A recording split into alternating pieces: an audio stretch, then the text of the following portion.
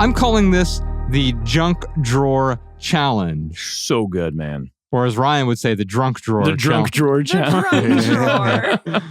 This is how to eliminate the junk in your junk drawer today. Shout out to one of our Patreon subscribers, Kate, who sent us this TikTok video. Mhm. Professor, would you play that for us? This used to be the junk drawer, and he cleaned it all out, and he put everything in this box, and he's telling me that unless I can name stuff that's in there that I want out, he's getting rid of it all. And the only thing I can think of right now is my twist ties, the twist ties are coming out of the box. You got that. That's your one prize. Where's the scissor? Where are the scissors? Scissors? All right, that's 2. You were gonna throw away the scissors. You're gonna throw everything out, though? Yes. Like, you don't need anything? What about things that you need? It's all junk. It's not all junk. Junk drawer. Some of it we probably needed. No. You're gonna start the show where you go. I go to people's houses, take everything out. They gotta tell me what was in their house to get it back. Otherwise it means that, Otherwise, it's garbage. that they didn't need it. Yeah. I hope they remember their kid's name. Cleaned it all It's out. so good. Their kids' That's genius. I showed this to Mariah. I was like, will you please do this with my stuff?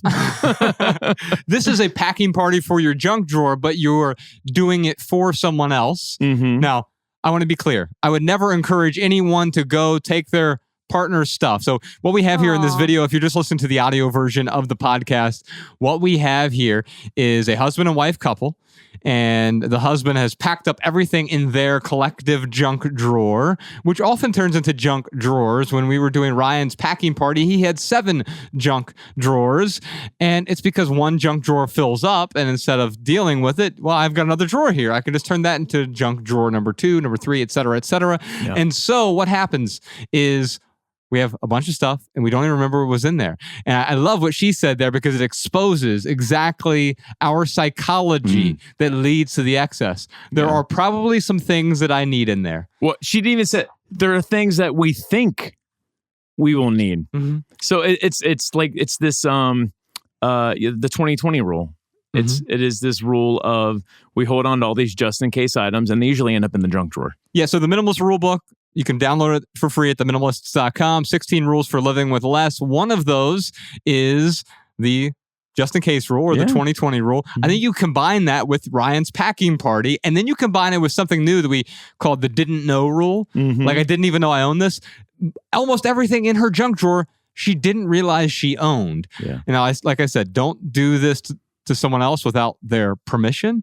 But I love that you went to Mariah and said, hey, can you do this with our junk drawer? Because if you don't remember that it's in there, you can give yourself permission to let it go.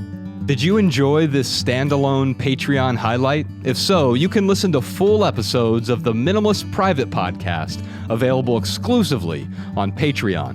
Visit patreon.com/theminimalists or click the link in the description. Your support keeps our podcast and YouTube channel 100% advertisement free.